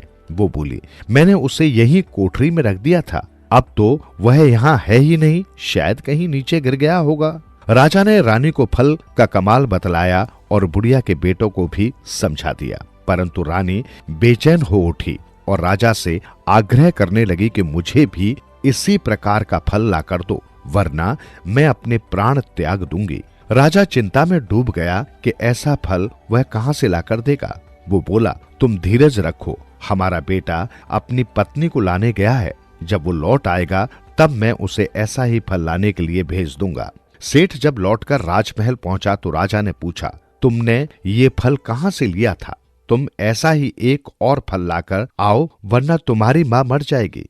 उसने अपने बहने व साधु के मिलने की सारी बात राजा को सुना दी और कहा, महाराज अब तो ऐसा फल मिलना कठिन है, फिर भी मैं यत्न करूंगा। राजा ने बहुत सा धन देकर उसे जहाज में बिठाकर फल लाने भेज दिया। वो उसी रास्ते से समुद्र में पहुंच गया। वो समुद्री मार्ग से चलता हुआ उस टापू की खोज करने लगा जिसमें उसे वो साधु मिला था। कठिन प्रयत्न करने के पश्चात उसे वो टापू मिल ही गया। उसने जहाज को किनारे खड़ा किया और उस महात्मा के पास जा पहुंचा। जाते ही उसने महात्मा को दंडवत प्रणाम किया और पास जाकर बैठ गया। महात्मा ने पूछा, बेटा अब तुम यहाँ क्यों आए हो? वो बोला, मेरी माँ कहती है कि मेरे लिए भी वैसा ही फल लाओ, वरना मैं मर जाऊंगी। इसलिए मैं माँ की प्राण रक्षा हेतु आपके पास फल लेने आया हूँ। साधु बोला, वैसा फल मिलना तो अब कठिन है, क्योंकि वो फल मुझे ब्रह्मा जी से मिला था। सेठ के बेटे ने कहा, तो आप मेरे साथ चलिए, हम ब्रह्मा जी से वैसा फल मांगते हैं। वे दोनों जब ब्रह्मा जी के पास पहुंचे तब ब्रह्मा जी ने कहा कि वो फल मुझे शंकर जी से मिला था। अब वे तीनों शंकर जी के पास चले गए। शंकर जी से पूछने पर पता चला कि उन्हें वो फल विष्णु जी से मिला था। अब वे चारों मिलकर विष्णु जी के पास चल दिए। विष्णु जी ने कहा कि मुझे ये फल एक बाग में मिला था, उसका नाम अमृत फल था। उसको खाने से बूढ़े जवान हो सकते हैं। जिस समय मुझे ये फल मिला था, बाग की मालकिन वहां नहीं थी। अब वो बुढ़िया आ गई है और बाग के मुख्य द्वार पर 1.25 मन का ताला लगा दिया गया है और उस ताले को खोलना कोई मामूली बात नहीं है। सेठ के पुत्र ने कहा, चलकर इस ताले को खोलकर तो देखो। वे सब वहां पहुंचे। उन्होंने देखा कि बाग के चारों ओर एक ऊंची दीवार बनी है और मुख्य द्वार पर एक बड़ा ताला लगा है। ब्रह्मा जी, विष्णु जी व शिव जी ने खूब जोर लगाया, परंतु ताला टस से मस नहीं हुआ। साधु ने भी अपना पूरा जोर लगा दिया, किंतु ताला न खुल सका। अंत में जब सेठ के बेटे ने उस ताले को खोलने का प्रयत्न किया, तब हाथ लगाते ही ताला स्वयं खुल गया और दरवाजा भी अपने आप खुलने लगा। जब उसने भीतर बाग में झांक कर देखा तो उसके आश्चर्य का ठिकाना न रहा। उसने देखा कि उसकी पत्नी सोने के पालने में बैठी झूला झूल रही है। उसे देखते ही वो भागी भागी आई और उसे पकड़कर भीतर ले गई। ऐसा करते ही बाग का द्वार स्वयं ही बंद हो गया और ताला भी लग गया। ब्रह्मा जी, विष्णु जी व शंकर जी देखते ही रह गए। दोनों पति पत्नी बाग में रहने लगे। कुछ दिन बाद उसने कहा, मेरी धर्म की माता ने मुझे यहाँ तरुण फल लेने भेजा था। मेरे न पहुंचने के कारण वो तड़पती होंगी। पत्नी ने कहा, एक फल की क्या बात है, आप कई फल ले जाइए, परंतु फल के उपरांत आपको तुरंत लौटना पड़ेगा। उसने बहुत से फल तोड़े और बोरियों में भरकर रख दिए। उतने में वहां पवन खटोला आ पहुंचा। उसकी पत्नी ने वे फलों से भरी बोरियां उस पवन खटोले में रखीं और उसे भी उसमें बैठा दिया। पवन खटोले को उड़ाने से पहले भी यही वायदा किया कि वो तुरंत लौट आए। वो पलक झपकते ही राजा के महल में पहुंच गया। उसने सबसे पहले अपनी माता को प्रणाम किया तथा तरुण फल उनके आगे रख दिया। तत्पश्चात शेष फल राजमहल के सभी लोगों तथा वजीर वजीरनी को भी खिला दिए। जिसने वे फल खाए सभी तरुण बन गए। जब वो वापस चलने को तैयार हुआ तो सभी उसके साथ चलने को तैयार हो गए। उसने उन्हें भी पवन खटोले में बैठा दिया। देखते ही देखते वे उस बाग के मुख्य द्वार पर पहुंच गए। जैसे ही उसने उस ताले को छुआ, उसकी पत्नी बाहर आई और उसे खींचकर भीतर ले गई। ताला फिर उसी प्रकार बंद हो गया। तब उसने अपनी पत्नी से कहा, देखो ये मेरे धर्म के माता पिता हैं। ममतावश अपना राजपाट छोड़कर मेरे साथ यहाँ आ गए हैं। अब इन्हें बाहर कैसे छोड़ा जा सकता है? बेचारे कहाँ भटकेंगे? इन्हें भी यहीं बुला लो। वो रोने को हो गया। पत्नी ने जब उसकी ऐसी हालत देखी तो सबको अंदर आने दिया। सभी तरुण होकर स्वर्ग में रहने लगे। पुण्यों का मूल। एक व्यापारी जितना अमीर था उतना ही दान पुण्य करने वाला। वो सदैव यज्ञ पूजा आदि करता रहता था। एक यज्ञ में उसने अपना सब कुछ दान कर दिया। अब उसके पास परिवार चलाने लायक भी पैसे नहीं बचे थे। व्यापारी की पत्नी ने सुझाव दिया कि पड़ोस के नगर में एक बड़े सेठ रहते हैं। वो दूसरों के पुण्य खरीदते हैं। आप उनके पास जाइए और अपने कुछ पुण्य बेचकर थोड़े से पैसे ले आइए, जिससे फिर से काम धंधा शुरू हो सके। पुण्य बेचने की व्यापारी की बिल्कुल इच्छा नहीं थी, लेकिन पत्नी के दबाव और बच्चों की चिंता में वो पुण्य बेचने को तैयार हुआ। पत्नी ने रास्ते में खाने के लिए 4 रोटियां बनाकर दे दी। व्यापारी चलता चलता उस नगर के पास पहुंचा जहां पुण्य के खरीदार सेठ रहते थे। उसे भूख लगी थी। नगर में प्रवेश करने से पहले उसने सोचा भोजन कर लिया जाए। उसने जैसे ही रोटियां निकाली, एक कुतिया तुरंत के जन्म अपने 3 बच्चों के साथ आ खड़ी हुई। कुतिया ने बच्चे जंगल में जन्म दिए थे। बारिश के दिन थे और बच्चे छोटे थे, इसलिए वो उन्हें छोड़कर नगर में नहीं जा सकती थी। व्यापारी को दया आ गई। उसने एक रोटी कुतिया को खाने को दे दी। कुतिया पलक झपकते ही रोटी चट कर गई, लेकिन वो अब भी भूख से हाँफ रही थी। व्यापारी ने दूसरी रोटी, फिर तीसरी और फिर चारों रोटियां कुतिया को खिला दी। खुद केवल पानी पीकर सेठ के पास पहुंचा। व्यापारी ने सेठ से कहा कि वो अपना पुण्य बेचने आया है। सेठ व्यस्त था। उसने कहा कि शाम को आओ। दोपहर में सेठ भोजन के लिए घर गया और उसने अपनी पत्नी को बताया कि एक व्यापारी अपने पुण्य बेचने आया है, उसका कौन सा पुण्य खरीदूं। सेठ की पत्नी बहुत पतिव्रता और सिद्ध थी। उसने ध्यान लगाकर देख लिया कि आज व्यापारी ने कुतिया को रोटियां खिलाई हैं। उसने अपने पति से कहा कि उसका आज का पुण्य खरीदना, जो उसने एक जानवर को रोटी खिलाकर कमाया है, वो उसका अब तक का सर्वश्रेष्ठ पुण्य है। व्यापारी शाम को फिर अपना पुण्य बेचने आया। सेठ ने कहा, आज आपने जो यज्ञ किया है, मैं उसका पुण्य लेना चाहता हूं। व्यापारी हंसने लगा। उसने कहा कि अगर मेरे पास यज्ञ के लिए पैसे होते तो क्या मैं आपके पास पुण्य बेचने आता।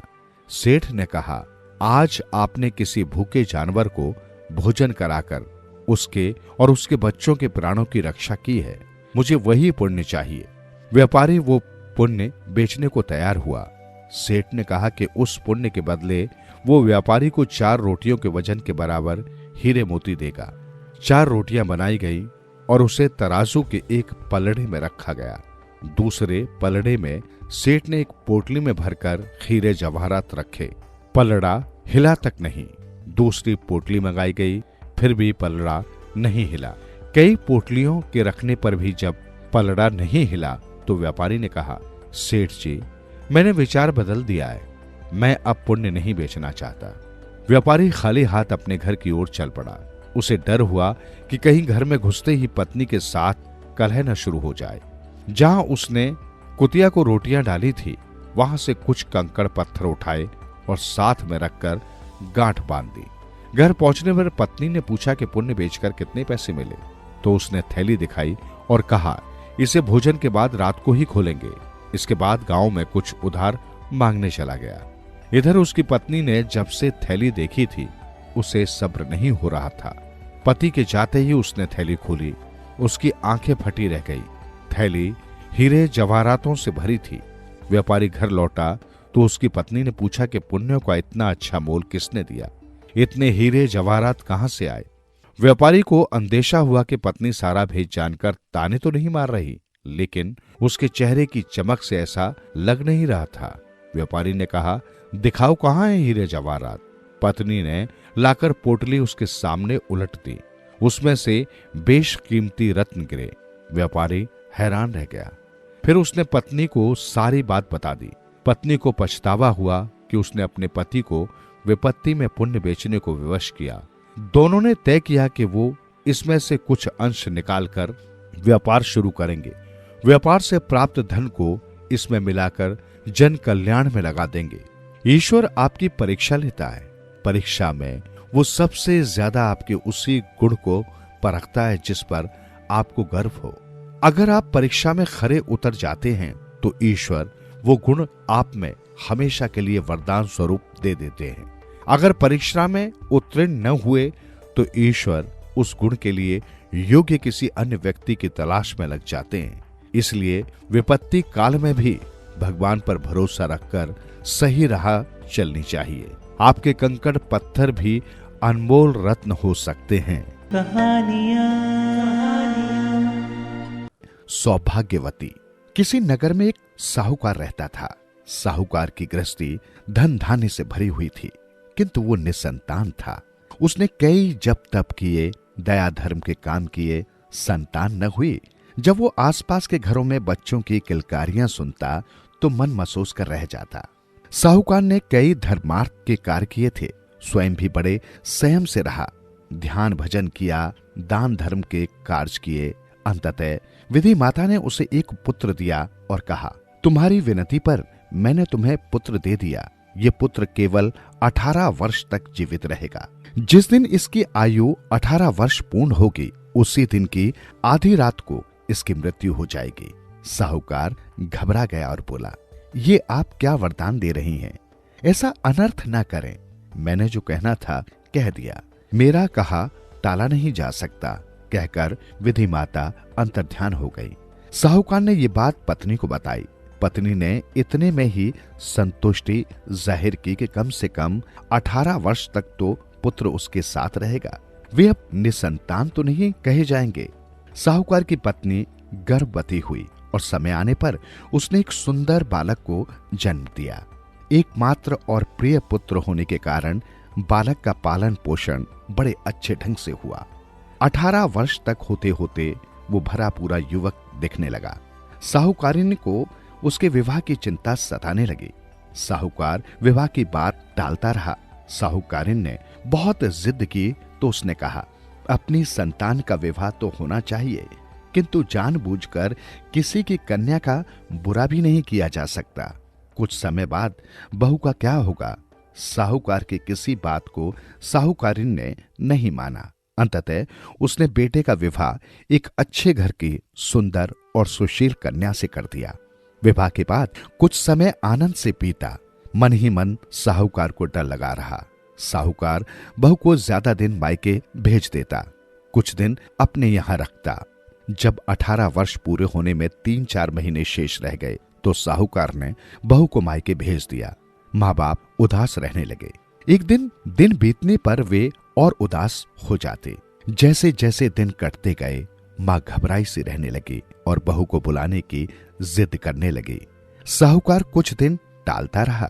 जब ज्यादा हट किया तो वो बहू को लाने चल दिया। बहू को लेकर जब घर की ओर रवाना हुआ तो साहूकार चिंता में डूब गया। बार बार लंबे सांस लेता हुआ वो कुछ दूर चलने पर ही बैठ जाता। आज वैसे भी अंतिम दिन आ गया था। साहूकार का मन बैठ गया और वो एक जगह बैठ फूट फूट कर रोने लगा।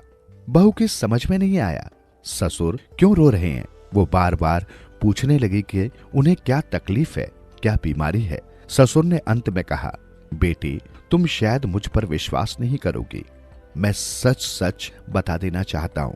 इतने दिन ये बात हमने तुमसे छिपा कर रखी। हम तुम्हारे गुनाहगार हैं।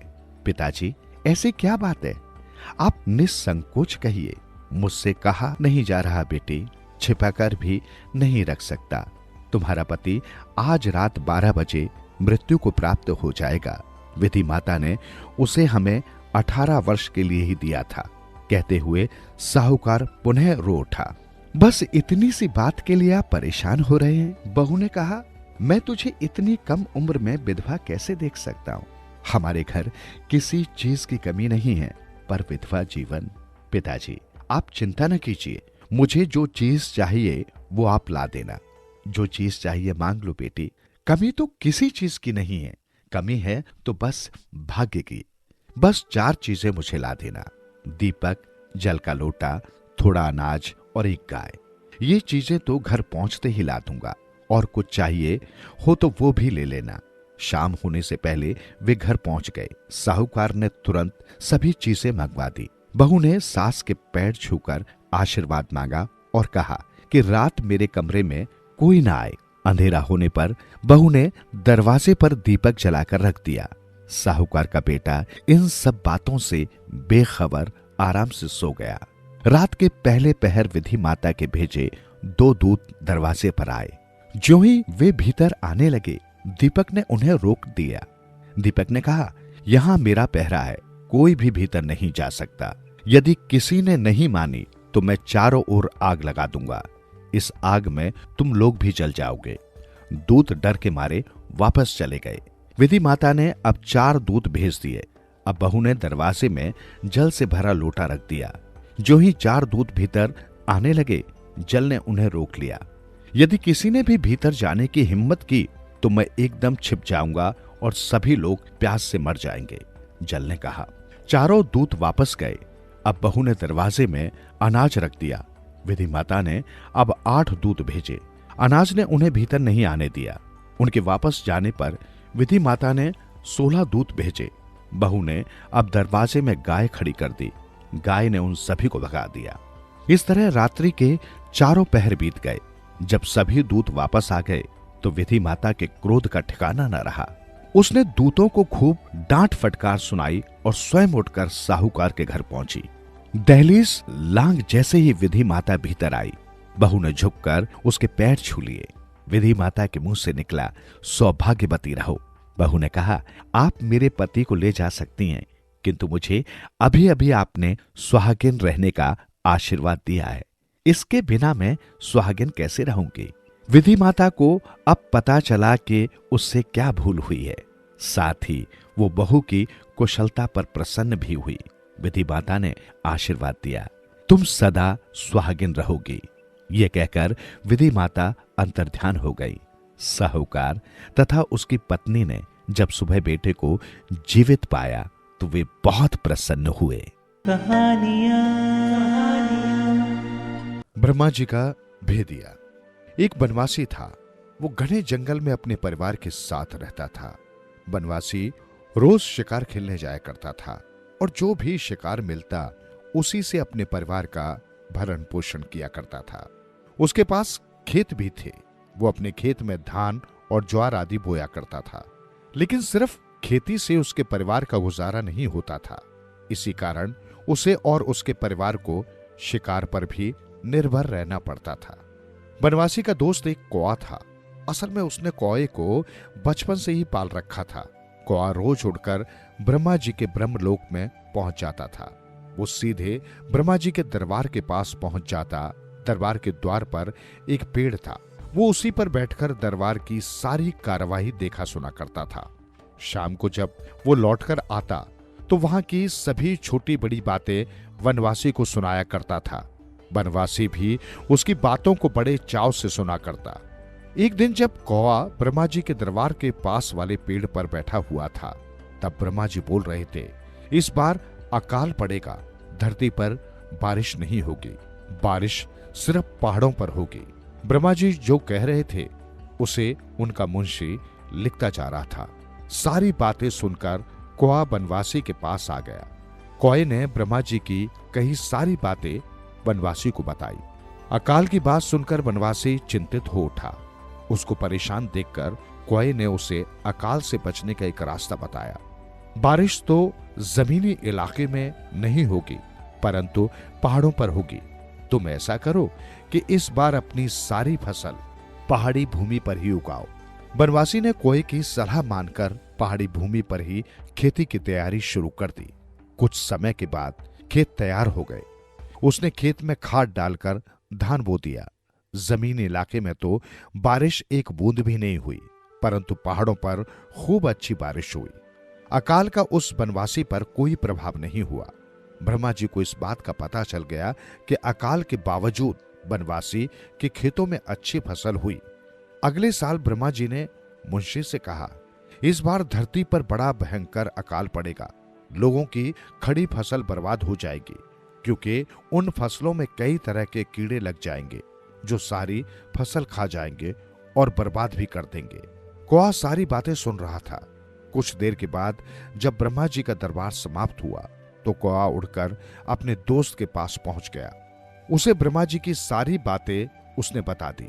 बनवासी कौए की बात सुन चिंता में डूब गया। उसे चिंता में देखकर कौए ने कहा, खेतों को तबाह करने वाले कीड़े 1,00,000 से 1.5 लाख होंगे। तुम ऐसा करो कि 2 लाख मैना पंछी बुला लो। जब तुम्हारे खेतों में कीड़े लगेंगे तो वे उन्हें खाकर तुम्हारी फसल बचा लेंगे। कौए ने जैसा कहा, बनवासी ने वैसा ही किया। उसने 2 लाख मैना बुलवा लिए। वे उसके खेतों के ऊपर फैल गए। जैसे ही कीट पतंगों ने हमला किया, वैसे ही बनवासी द्वारा बुला लिए गए मैना पंछियों ने उन्हें खाकर खत्म कर दिया। इस बार भी उसकी फसल नष्ट होने से बच गई। उसके खेत में धान की पैदावार खूब हुई। हमेशा की तरह कौआ ब्रह्मा जी के दरबार के पास पेड़ पर बैठा था। ब्रह्मा जी बोल रहे थे और उनके मुंशी लिख रहे थे। वे कह रहे थे, इस बार तो और भी भयंकर अकाल पड़ेगा। इससे वही बचेगा जो धान के सूखे डंठल बोएगा। कौए ने ब्रह्मा जी की सारी बातें ध्यान से सुनी और फिर शाम को बनवासी के पास आ गया। उसने उसे सारी बातें बता दी और उससे कहा, इस बार तुम सूखे डंठल ही बोना, तभी अकाल से बच पाओगे। बनवासी ने कोए के कहे अनुसार वैसा ही किया और इस तरह इस बार भी उसे काफी अच्छी फसल हुई। अगले साल कोआ ब्रह्मलोक में पेड़ पर बैठा ब्रह्मा जी की सारी बातें सुन रहा था। ब्रह्मा जी कह रहे थे, लगभग 1.25 लाख चूहे खड़ी फसल को नष्ट कर देंगे। फसल के नष्ट हो जाने से भारी अकाल पड़ेगा ही। कोए ने आकर बनवासी को आने वाली मुसीबत से आगाह कर दिया। उसने कहा, अब चूहे से बचने का एक ही रास्ता है कि तुम 2.5 लाख बिल्लियां बुला लो। बनवासी किसान ने कोए के कहने पर 2.5 लाख बिल्लियां बुला ली। बिल्लियां बनवासी के खेतों में फैल गई। जैसे ही चूहे फसल नष्ट करने आए, बिल्लियों ने झटपट उन्हें खा लिया। बिल्लियां ज्यादा थीं, चूहे कम थे। उन्हें आधे आधे चूहे खाकर ही संतोष करना पड़ा। उधर बनवासी की फसल ज्यों की त्यों बची रह गई। इस बार भी बनवासी के ऊपर अकाल का कोई असर नहीं होता देख ब्रह्मा जी सोच में पड़ गए। आखिर बात क्या है जो ये बनवासी हर बार मेरी लाई हुई विपत्ति की घोषणा को बेअसर कर देता है? उन्हें ये पता नहीं था कि ये सब भेदिए कोए की करामात थी। भगवान की लीला। हम सभी भगवान श्री कृष्ण और सुदामा की मैत्री से पूर्णतः परिचित हैं। उनकी मित्रता इस संसार के लिए एक अनूठा उदाहरण है तथा प्रेरणा स्रोत भी है। हम सभी भली भांति परिचित हैं उस प्रसंग से जब सुदामा श्री कृष्ण से मिलने द्वारिका जाते हैं। कृष्ण और सुदामा का वो मिलन सभी को भावना से ओतप्रोत कर देता है, किंतु ये प्रसंग हमें भगवान श्री कृष्ण की अपार लीला का एक संक्षिप्त परिचय करवाता है। प्रसंग कुछ इस प्रकार है। जब सुदामा भगवान श्री कृष्ण के पास द्वारिका में कुछ दिन रुकते हैं और श्री कृष्ण अपने बचपन के मित्र की आव भगत में कोई कमी नहीं छोड़ते। दोनों मित्र घंटों अपनी बचपन की और गुरु संदीपनी ऋषि के आश्रम में बिताए हुए समय की स्मृतियों पर चर्चा करते हुए कभी हंसते हैं तो कभी कभी भाव विभोर भी उठते हैं। भगवान श्री कृष्ण भी अपने मित्र के साथ अधिक से अधिक समय बिताते हैं। बड़े आनंद और उत्साह के साथ दोनों का समय व्यतीत होता है।